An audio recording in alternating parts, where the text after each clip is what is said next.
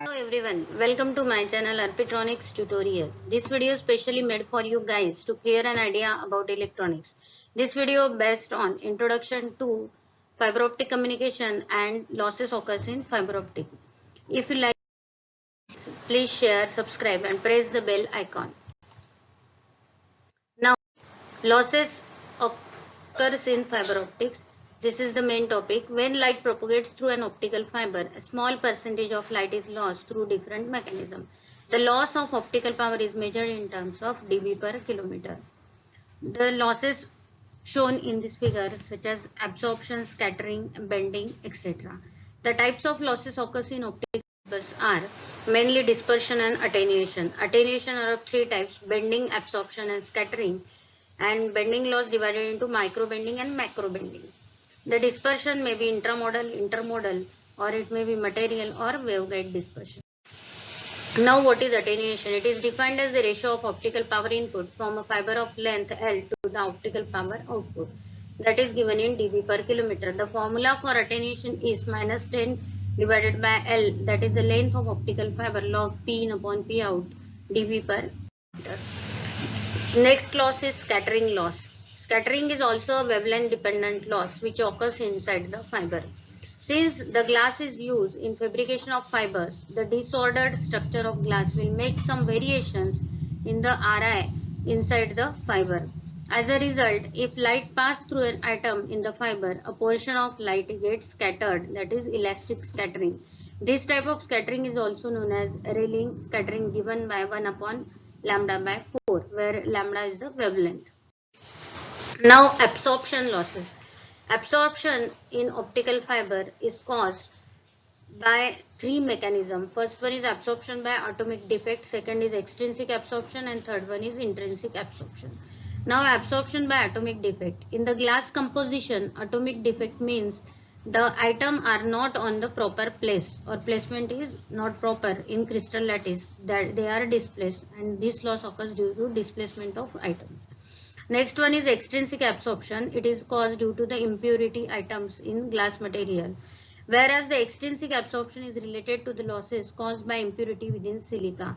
Extrinsic absorption results from the presence of impurity, the metal impurities such as Fe, Cu, Co, Ni, Mn, which absorbs the light strongly.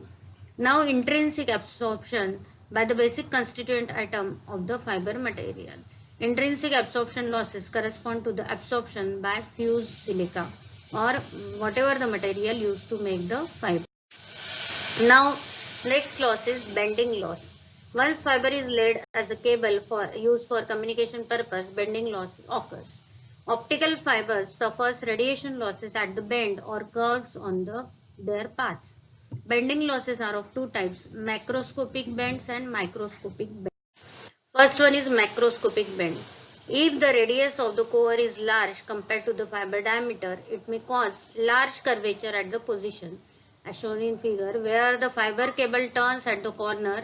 At this corner, the light will not satisfy the condition for total internal reflection, and hence the light escapes out from the fiber.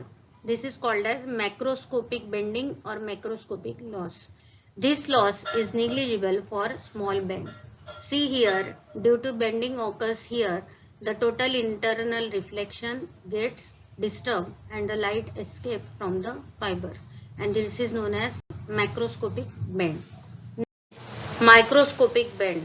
Microscopic bend and bending losses are caused due to the non-uniformities or microbends inside the fiber as shown in figure.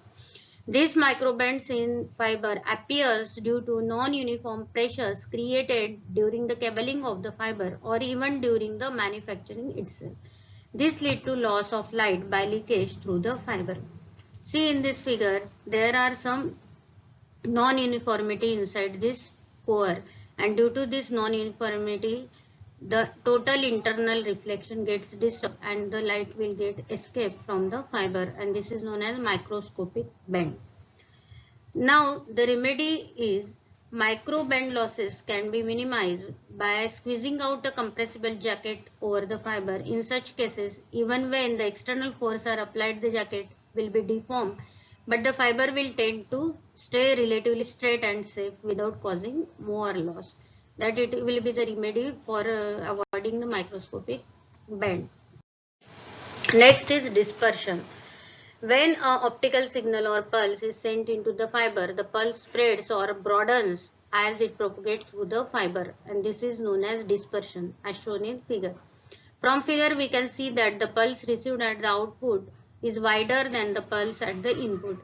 Hence the output pulse is said to be distorted due to dispersion effect.